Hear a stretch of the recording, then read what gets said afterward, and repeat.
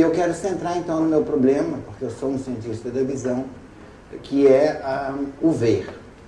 Então, assim, a proposta, quer dizer, a proposta não é a palavra, os esforços, né, de encontrar um centro entre várias disciplinas muito diferentes, como psicofísica, artificial vision, robótica, mas também o trabalho de vídeo, filme, epistemologia, a arte, a fenomenologia. Por quê? Porque a visão é essencialmente uma experiência, e tudo que a gente trabalha, né, em neurociência é tentar compreender os mecanismos do cérebro em torno do problema da visão, mas que também são importantes para a robótica e para aquele que faz um vídeo, ou para o epistemólogo que pensa o que é o ver do ponto de vista da filosofia ou das ciências cognitivas.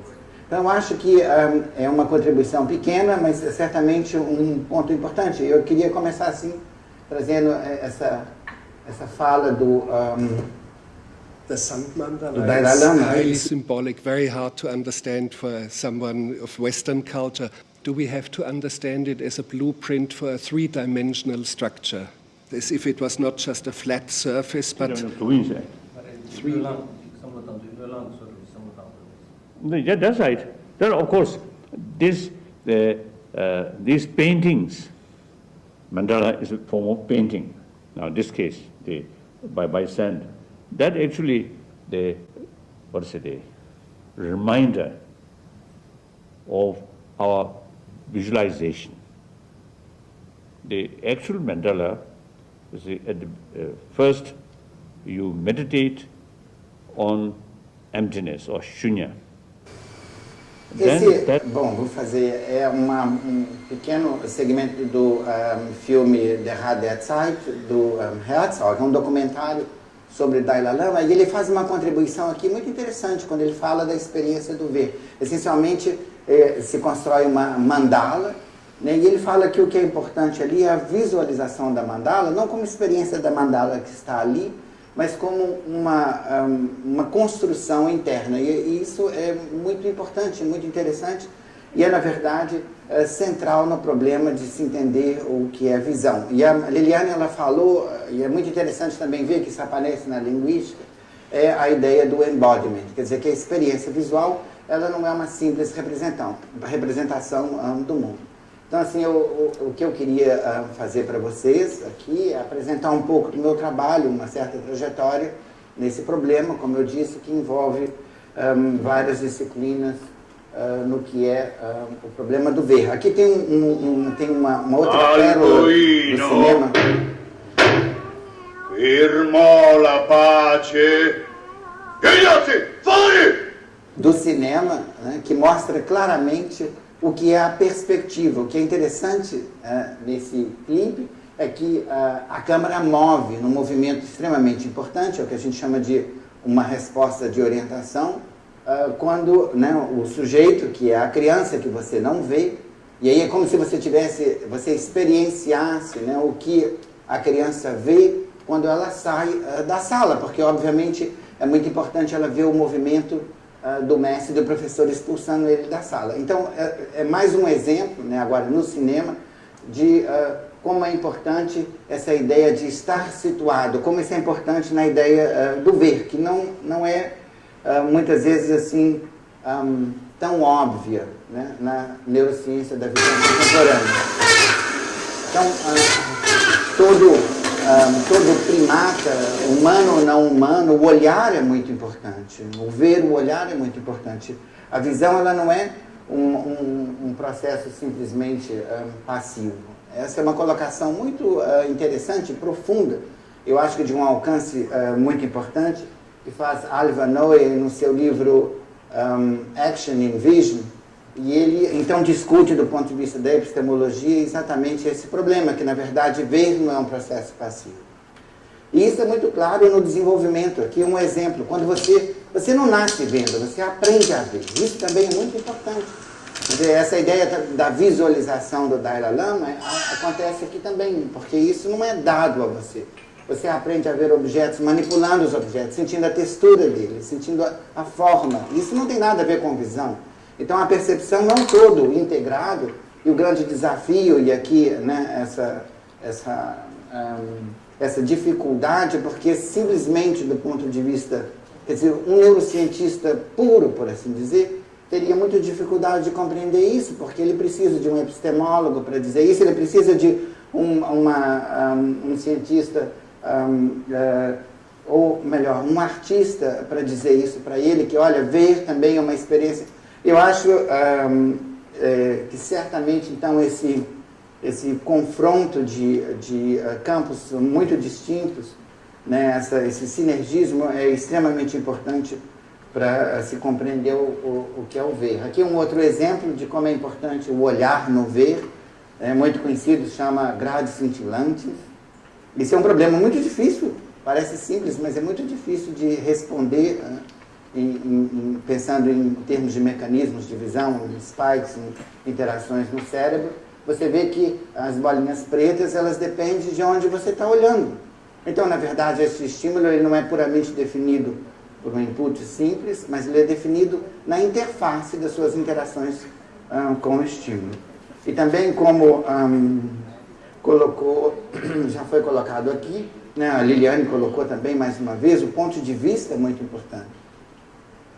E eu queria fazer então uma pequena retrospectiva, primeiro de um bloco, né, de pensamento ou de noções que parecem assim, muito estáveis e muito claras nas ciências da visão, que é a ideia representacionista do mundo. Obviamente ela surge, né, já numa tecnologia muito simples, que é a câmera escura, onde você consegue, apenas com uma câmera escura e um furo, né, uma inversão da imagem e uma projeção da imagem. Isso foi usado de uma maneira artística, era na verdade uma instalação onde as pessoas, né, antes do cinema, antes da ideia da projeção, podiam observar a imagem representada. E esse conceito é muito importante, é um conceito, né, cartesiano, do cartesianismo, que traz essa ideia de disembodied. Mais uma vez, Eliana, eu vou sempre me referir a você, porque eu achei muito importante, né, essa colocação do disembodied, de um sujeito que ele é longe do objeto. Ele, na verdade, ele não interage com o objeto. Essa é a noção primeira, mais fundamental, mas muito contemporânea do que é o ver. E isso implica exatamente numa separação entre o mundo e o sujeito. De certa forma, isso acontece hoje, por exemplo, quando se diz é possível eu separar do meu corpo através de interfaces cérebro-máquina, e você pode... Eu vi uma reportagem numa revista, eu achei incrível, né? Como se você pudesse, de alguma maneira, modelizar tudo aquilo e mandar para uma estrela e você vai existir lá. Acho que, assim, perde-se um pouco aqui, muito claramente, a noção da importância do corpo. É muito comum hoje, né, na comunicação sobre o que é o cérebro, dizer que o seu hipocampo ri, ou que sua memória hipocampal, mas não é. Quem tem memória é o indivíduo, e o indivíduo não tem um cérebro, ele tem um cérebro e um corpo, ele tem uma história de interações com esse mundo. Acho que isso é uma noção extremamente importante, que se perde um pouco na comunicação, porque se perde também, né, um contato mais claro com o epistemólogo, que possa dizer para esse cientista que existem outras coisas que, na verdade, o trabalho dele nem tem muito alcance para isso, mas que são fundamentais para a teoria do conhecimento como um todo. Emaranha a máquina de linhas e está esperando que lhe caia às cegas um bicho dentro. Aí trabalha, aí ceia, aí folga. Caminha no ar, sustenta-se a éter. Obra de nada. Não vacila, não duvida, não erra. Organiza o vazio avante, apalpa, papa e palpita, resplandecente no nada onde se engasta, e agarra-se pela alfaia em que pena.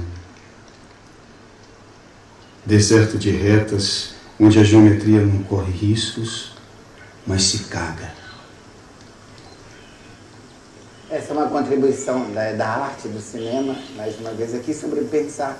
É quando o Paulo Leminski fala desertos de retas, né, e colocando, né, na teia da aranha claramente essa noção cartesiana, desembode, separada não emotiva, não conectada com o mundo, que eu acho que pode ser muito apreendido, né? Nessa ideia que é puramente a arte no cinema. E mais um exemplo de como é interessante e importante essas pontes em pensar um problema como o ver. Porque fica aqui claramente que essa primeira noção, né, de representação, como a aranha, de certa forma, capta o mundo nesse universo de retas. Descartes, ele pensou muito bem que era assim, que de certa forma, quer dizer, essa forma ele não compreendia muito, porque era para ele um sistema puramente mecânico, o cérebro representava e capturava ou extraía, né, o que a gente veio muitos séculos depois chamar de informação sobre o mundo. E isso tem implicações muito importantes, quer dizer, a primeira noção que a gente sabe sobre o que a retina faz não é muito diferente da heliografia que Lippies fez na janela do quarto dele, onde você tem um registro da variação de luminância e assim a formação da imagem. Quer dizer, esse conceito que a realidade é puramente uma representação, ou ela é representada na atividade neuronal, é um conceito extremamente forte. E por isso que, de certa forma, eu quis provocar um pouco o Mark perguntando qual a importância da ideia da representation to understand the blending. A verdade é porque o conceito de representação ele é anterior a tudo do que se fala hoje, ou muito do que se fala hoje em neurociência ou nas ciências cognitivas. E eu queria assim, fazer então muito rapidamente um retrospecto. O neurocientista ele como Siddhartha falou, preocupado em compreender como a célula ela responde a estímulos, quer dizer, isso é muito parte desse programa, como a atividade ou a resposta das células representa certos atributos ou elementos, ou como ele decompõe, no nosso caso, a cena visual, nessa atividade, nessas interações entre essas magníficas redes, porque existe, obviamente, é muito fácil de ver e visualizar isso, uma complexidade muito grande na organização da estrutura e da função no sistema nervoso. E isso é feito em grande parte em estudos que podem ser mais ou menos invasivos, e da mesma forma nos seres humanos, e assim você pode, né, registrar essas singularidades, que são deflexões de voltagem, que é a maneira que o cérebro ou que os neurônios comunicam entre si, como Siddhartha mencionou, os potenciais de ação. E isso pode ser registrado.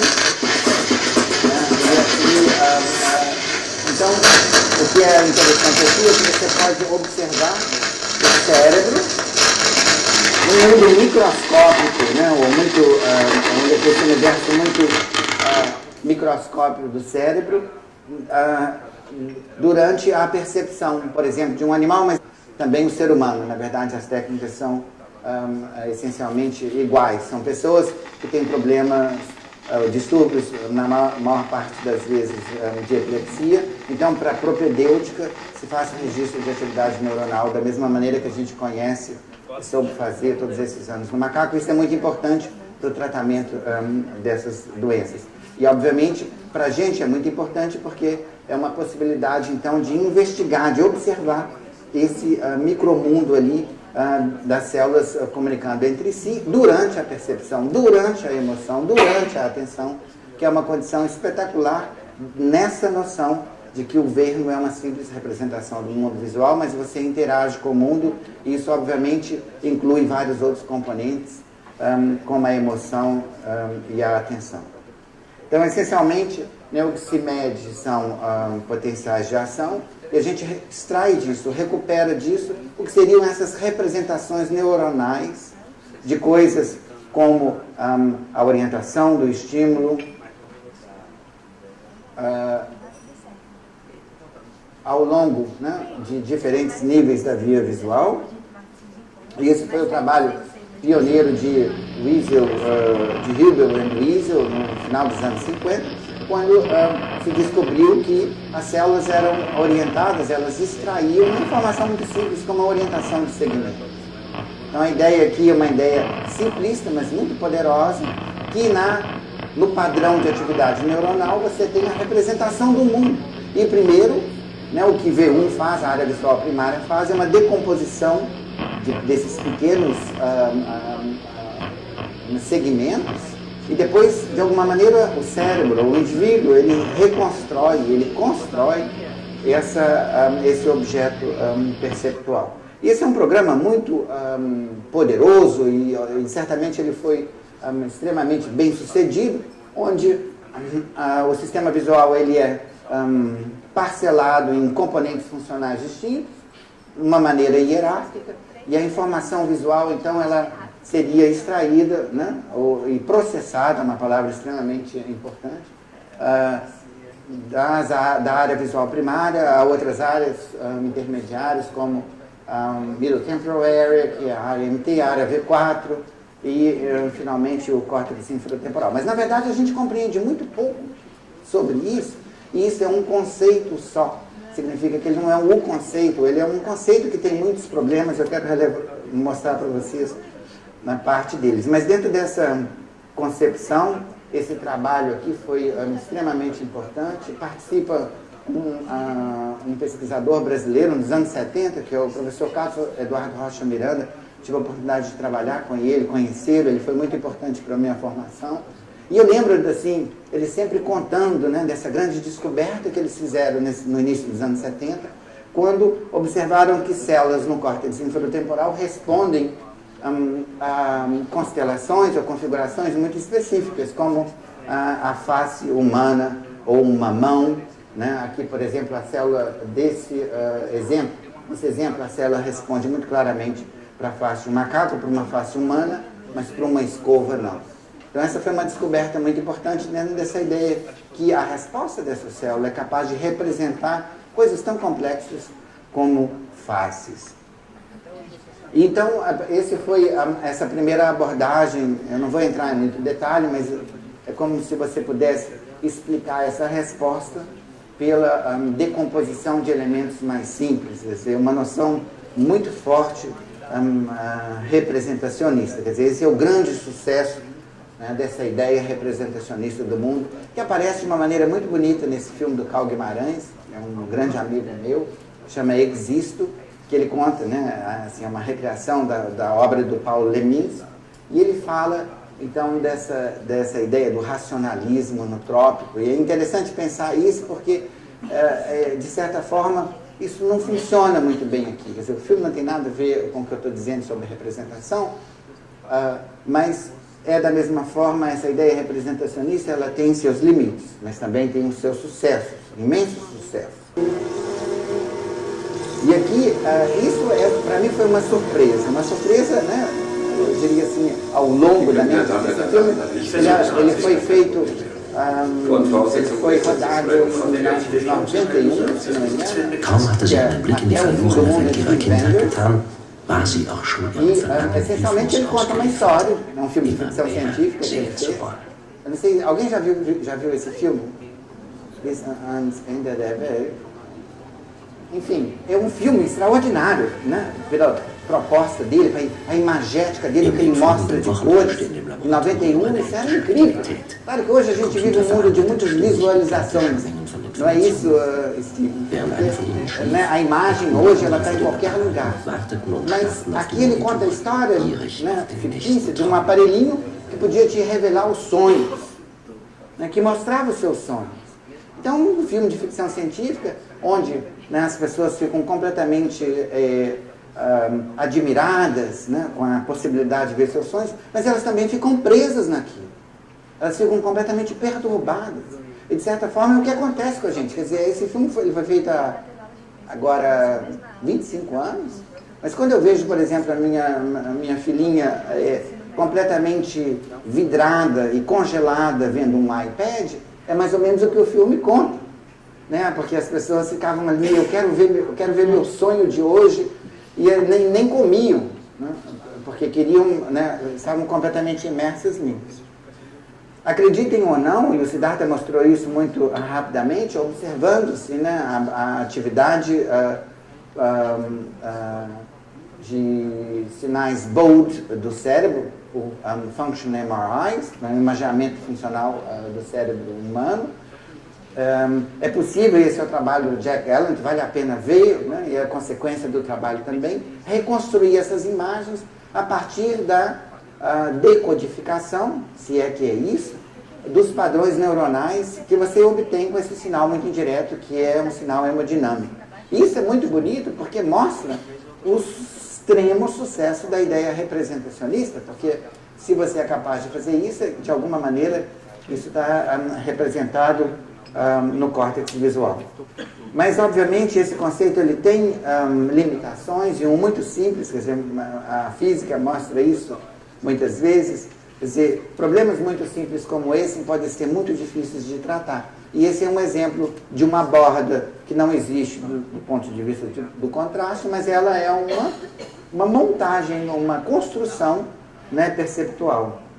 Outros exemplos, provavelmente vocês conhecem muito, de ilusões visuais, né, ou de, por assim dizer, sínteses fantásticas, né, que nós fazemos, por exemplo, ao observar esses pontos. São problemas extremamente difíceis de serem respondidos, por exemplo. O movimento onde não existe movimento. Então, onde está o movimento? Está na interação de quê? Da sua história perceptiva? Então, isso não pode ser nunca esquecido. Eu acho que são problemas fundamentais. Aqui um outro de uma extrema beleza, que é um trechinho de um estudo que Norman McLaren fez para o Le Merle, um filme dele, uma animação. Você vê que você tem todo um sentimento, um posicionamento, né, uma instância em relação a esse objeto perceptual, que é extremamente simples. Você podia até me falar se ele é alegre ou não, pela história de movimentos que ele faz. Mas do ponto de vista da imagem, ele é extremamente simples. Então, esse objeto perceptual, ele não está na tela, ele está dentro de você. E esse é um desafio, obviamente, muito grande. E uma abordagem importante na neurociência foi estudar, né, interações ao longo... gente, eu vou passar um pouco rápido, porque também não tem muito tempo. E a minha ideia não é detalhar, não. A ideia é só pincelar certos conceitos que eventualmente a gente possa discutir. Mas principalmente mostrar para vocês que dentro do coração da neurociência da visão ou do estudo do cérebro existe muito de um epistemólogo ou de um cineasta ou de um menino pensando na robótica. Isso é a minha ideia. E essa comunicação é extremamente importante para resolver esse problema, que aparentemente é muito simples como ver. Então a ideia aqui, e esse é essencialmente o meu trabalho, né, de muitos anos, foi procurar maneiras de observar, quer dizer, se preparar metodologicamente para poder observar isso, que consiste exatamente em registrar a atividade neuronal com vários eletródios, né, uma tradição que começa então no final dos anos 80, o que a gente chama de Multiple Electrode Recording, quer dizer, você registra vários eletródios, porque o que importa é como as células se comunicam. Em vez de você pensar nessa ideia representacionista cartesiana simplista, que a resposta da célula ela representa alguma coisa, você agora, seu universo de observação maior passa a ser como essas células ou as respostas de células dependem uma das outras. E isso significa, de certa maneira, entender como elas se interrelacionam ou se interagem na rede neuronal. E um conceito muito importante que vem da física, né, muito simples, é que um processo rítmico oscilatório ele proporciona no tempo interações muito fixas e precisas, porque você pode estabelecer correlações de fase. E essa foi uma hipótese, né, extremamente nova e bem sucedida, e que pôde também linkar com vários outros conceitos para resolver esse problema da integração perceptual. Então, essencialmente, né, o que a gente procura encontrar são relações de fase em sinais oscilatórios. Aqui um exemplo, né, da atividade neuronal. Normalmente o que a gente fazia era simplesmente, né, observar a resposta de uma célula.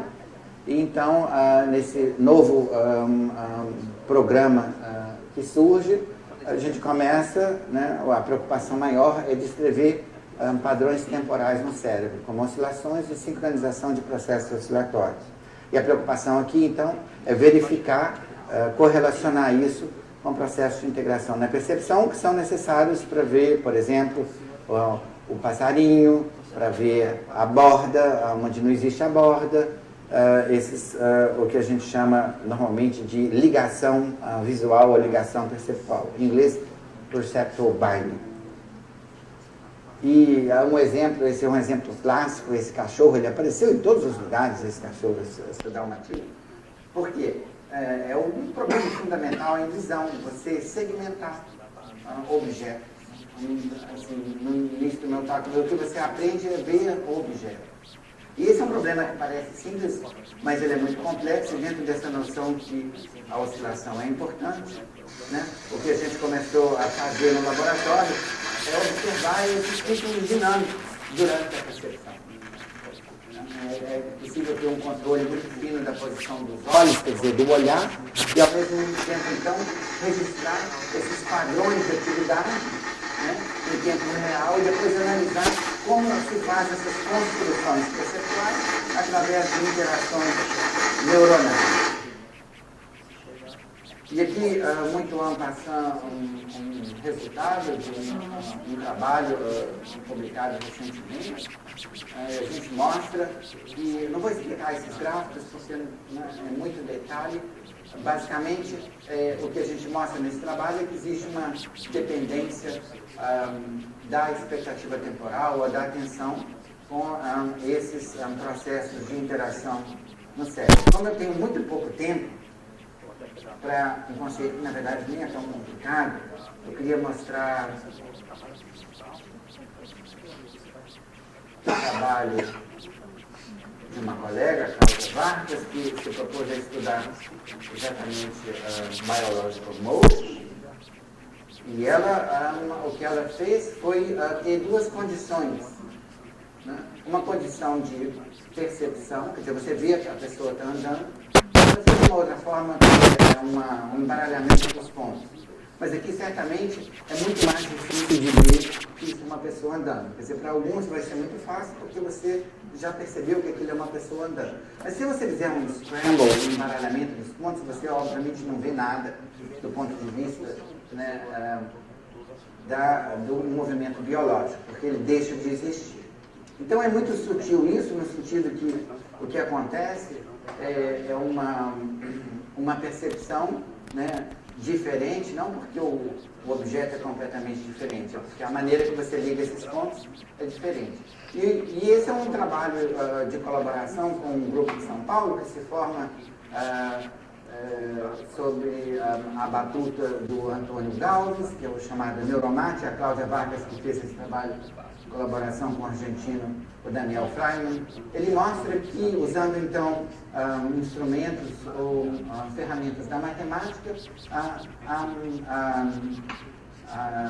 a dinâmica desses processos de interação no cérebro. Eu não vou entrar em detalhe, mas o que é muito interessante, de certa forma, uma surpresa nesse dado, é que ela mostra que os dois estímulos existe uma atuação muito importante numa área, no cérebro, que não é muito visual. Na verdade, muito provavelmente, desculpa a tradução, mas que é relacionada ao movimento, é uma área motora. Então, esse é um exemplo, né, da importância de alargar essa visão do que é o ver. Muito provavelmente isso está ligado também, né, em outras áreas motoras. Aí vem essa ideia do conceito de mirror neurons, de neurônios espelhos, que mostra que para se compreender o cérebro não basta uma ideia tão simples como a ideia da representação, uma fragmentação tão grande do que a gente pensa que é o cérebro. O Antônio Galves, que é o chamado neurotemático, falando um pouquinho sobre o nosso trabalho neurotemático. A mecânica estatística é um quadro conceitual de uma riqueza incrível. Eu acho que é o quadro conceitual no qual a probabilidade pôde se desenvolver muito nos últimos 50 anos.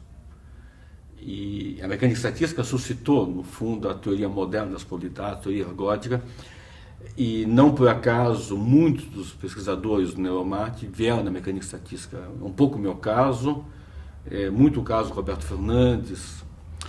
Bom, houve uma tentativa nos anos 80, 70, de usar a mecânica estatística para entender o cérebro. Essa tentativa fracassou em larga escala. Ela não teve nenhum impacto em neurociência e teve pouco impacto de retorno na matemática.